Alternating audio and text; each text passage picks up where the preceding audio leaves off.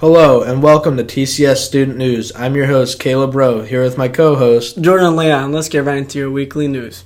According to studies, working out too much could lead to early death. If you exercise for 8 or more hours weekly, then you should rethink your gym schedule. Too much exercise can cause plaque to develop in the arteries.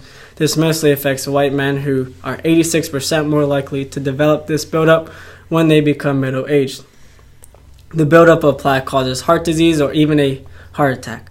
This is not to discourage physical activity, but do it in moderation and don't overdo it. The United States has announced that they will be holding drills to practice evacuating any non-combatant Americans out of South Korea. The evacuation would occur in the event of a war or any other disaster that could happen in South Korea. The U.S. has not said how many non-combatants they have in the Korean Peninsula. These plans for an evacuation come from the constant threat of war the U.S. and South Korea face from the North Korean leader, Kim Jong-un. North Korea considers drills of this kind rehearsals for invasion, as he believes the U.S. and South Korea are training to attack the North.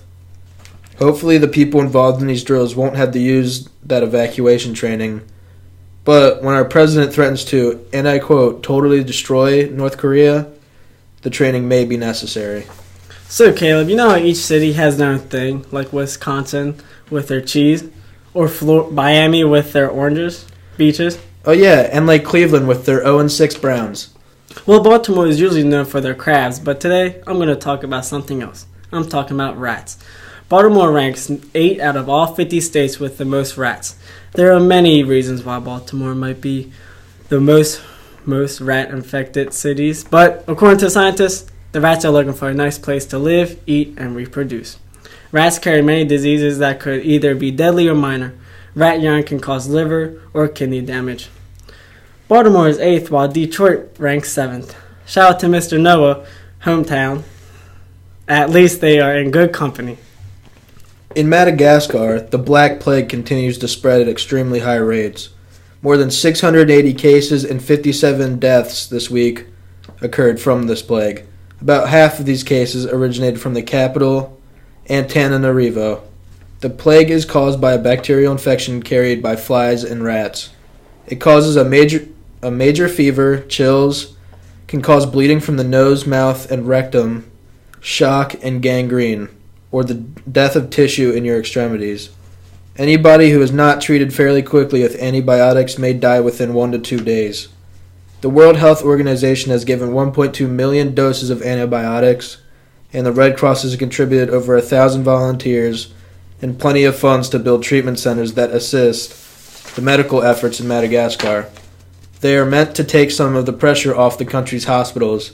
Our hearts here at TCS go out to the people suffering in Madagascar. On a more positive note, let's talk about some occurrences in the school this week.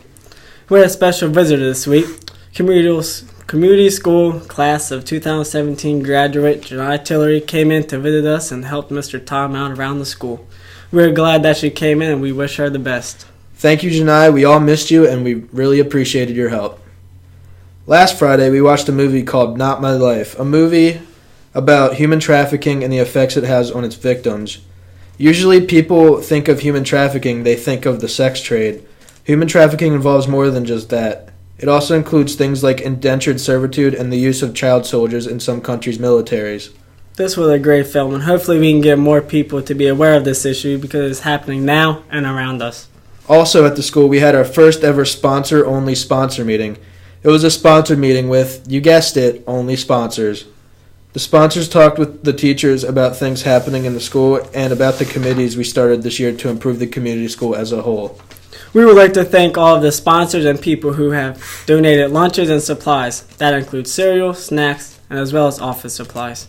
History was made this week. The school officially turned 40 years old as of this Wednesday. The school started 40 years ago as the Community Survival Center. The funny thing about the center was that Mr. Tom originally said he was only going to commit to doing it for 1 year. Now here he is, 40 years later, inspiring young minds and instilling the values of a respectable citizen in his students. We thank you for your 40 years of service, Mr. Tom. May there be more years ahead.